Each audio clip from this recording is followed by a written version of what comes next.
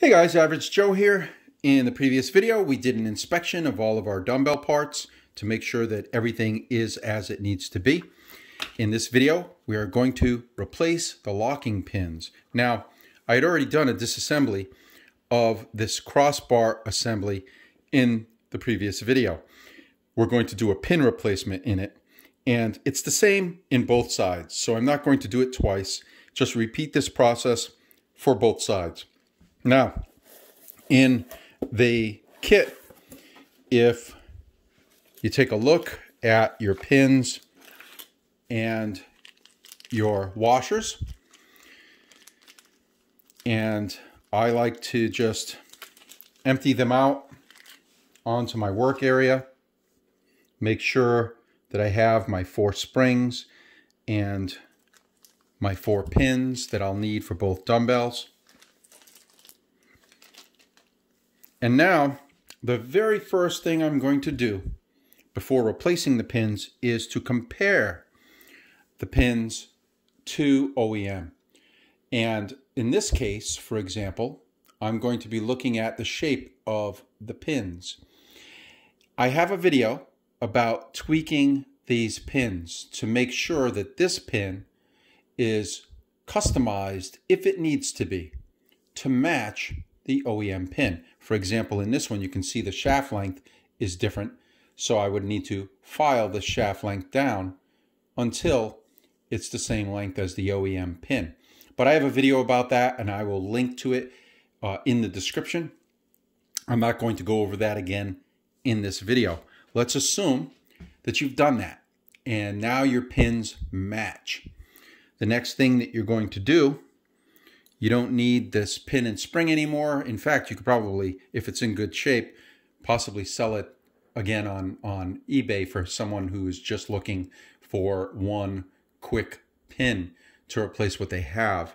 But you're going to take your crossbar assembly, make sure if you have the loose nuts in here that you're going to put your fingers over those holes, flip it over. And in the past, I used to talk about putting grease in here. I haven't found that that's really super helpful. I thought initially it made a difference, but in many cases, it's the pin shape that is going to make the most difference, making sure that your pin matches your OEM pin as closely as possible. So I'm going to take this pin and just slide it down into the cavity, and you're going to see that it will pop down in. Let me hold my finger there and flip it over so you can see. It'll pop down into the cavity fully. Now, you take one of the custom springs, put your spring in,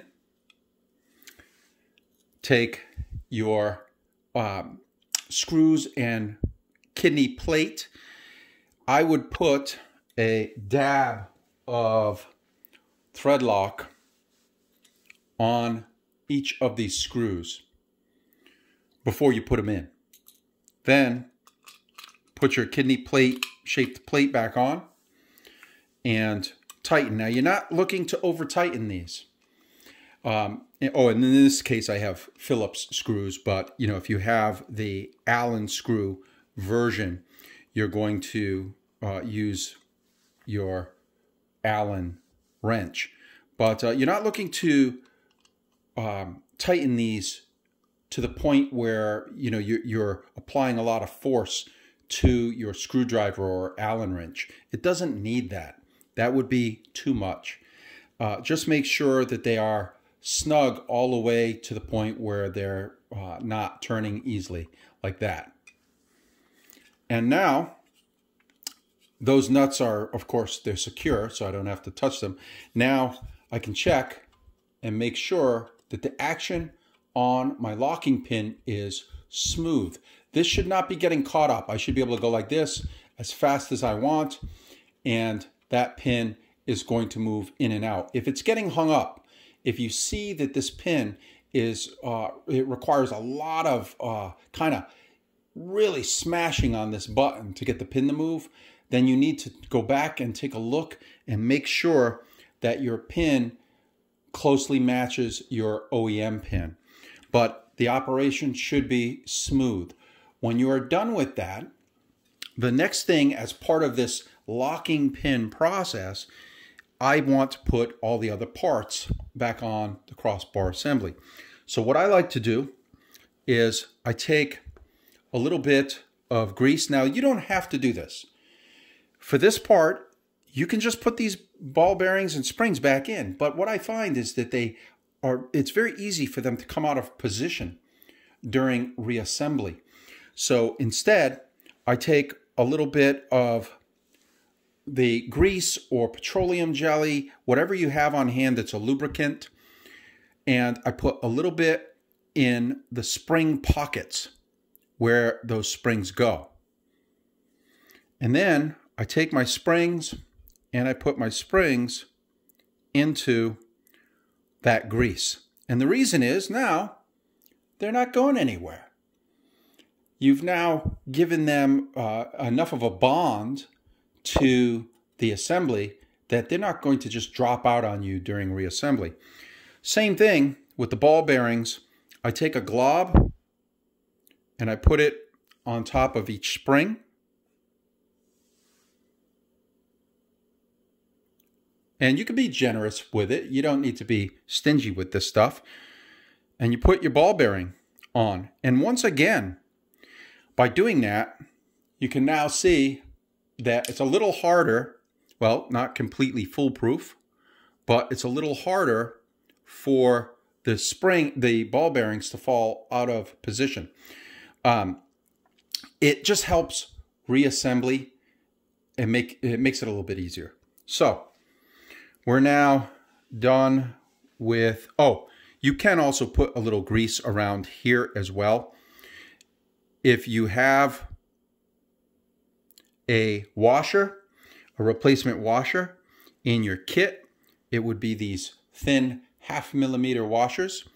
Or if you happen to have a millimeter washer, that would work as well. You can even double these up.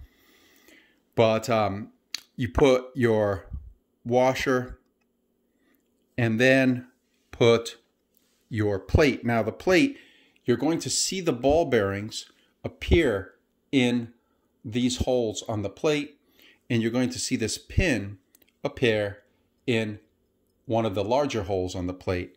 And you can kind of see here how that looks. So there's my ball bearing, there's my other ball bearing, and there is my pin. And you want to make sure that your pin length is, it'll be anywhere from this flush to about sometimes as deep as maybe 1 millimeter down, as long as the pin is getting fully caught on this plate so that this plate does not rotate and the pin locks it into position. So again, as long as the pin is anywhere from flush to a little bit down in the cavity, this is all okay. The other part of this that I check is when I push this button in, the pin should